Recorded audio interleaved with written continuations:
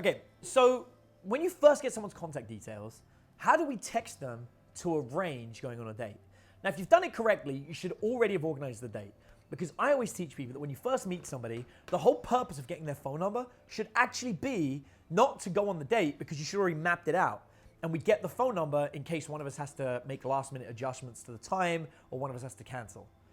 By making sure the phone number isn't the goal of the first time you meet somebody, it actually makes them more likely to reply to you and talk to you. If it looks like some kind of prize, like getting the phone number, it's like, haha, I won, I got your number.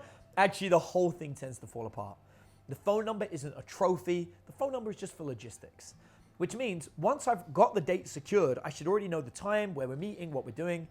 The whole purpose of texting is just to let them know if I'm running 5 minutes late or 20 minutes late or what have you. But let's just assume we did this wrong and you've got the phone number and there's no date secured.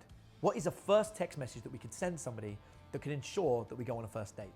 Well, I always like to make sure that I write as much as possible when I send a text message. And my simple format is almost always this. First, I address the last thing we did when we hung out. So I'll be like, hey, it was so good meeting you. I really enjoyed the coffee that you introduced me to, right? Maybe we met at a coffee shop and they got me to try a new coffee. I'm like, it was such a good flavor, I loved it. So I'm gonna reference the last time we hung out.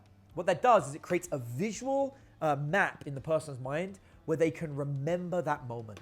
We want them to be able to recall the moment that we met so they can tap into all those feelings where we first met.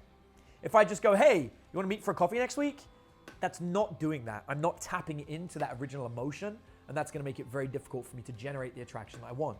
I want them to remember me, but I want them to remember the feeling that we had when we were together.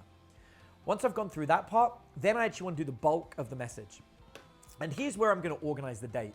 Now, if I've done this right, I should already know the kind of things the person likes. In this scenario, I'm making it up obviously off the top of my head, and the only thing we know is that they got me to try a new type of coffee. So using that one piece of information, coming up with a date is easy. I'm going to introduce them to a gourmet coffee place that they've never tried. So at this point, I'll say to them, you know what I was thinking? There's a really cool drip coffee bar that has, has very exotic coffees from around the world that I know about that I would love to take you to.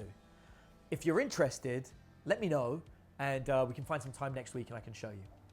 So what I'm doing here is I'm opening up the possibility of the date and I'm just seeing if they're interested in going on a date like that. No logistics, nothing else. I just want confirmation they want to do it. And that will be on my first message. And I'll wait and see if they reply. My typical response to that would be something like, oh my gosh, yes, I would love to do something like that.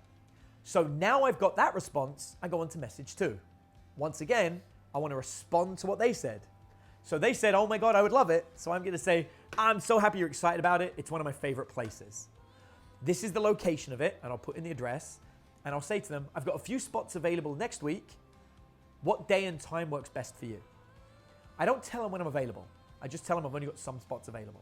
That makes it seem like I'm not needy. I'm not like, I'll be there anytime you want me to be there. But at the same time, I'm kind of leaving it open for them to choose. This does allow me to be flexible about when we meet up. So once again, I've gone straight for logistics, but I'm responding to what they say. They say, well, you know, the time that works best for me will be Thursday at 4 p.m. And I'll say, you know what, I'm busy at 4, but can I do 5? I'm not faking it. That's if I'm legitimately busy at 4. If I can make 4, then I'll just say, no problem at all, I can see you there at 4. And then that's where the date's all set up. So essentially what I'm doing is I'm assuming that this is what we're doing. I've made sure it connects, I'm responding to what they say, I'm writing in full sentences rather than shortcutting anything else. I'm not trying to add any other elements here, I just want to set up the date. Once I've got that going, then it should be a piece of cake to meet up. The only thing I need to do in order to keep this going is make sure that I have text messages I can send to ensure that we're still communicating up to that point. Because if we're meeting next Thursday, there could be 5 days between now and then, and I don't want it to go completely dead. And so what I'm about to share with you is another video where I'm going to teach you how to maintain conversation with absolutely anybody using very simple communication techniques that you can do via text message. So for those of you guys watching at home, stay tuned. For you in the room, just hold up a minute because I'm going to share with you how to maintain conversation over text.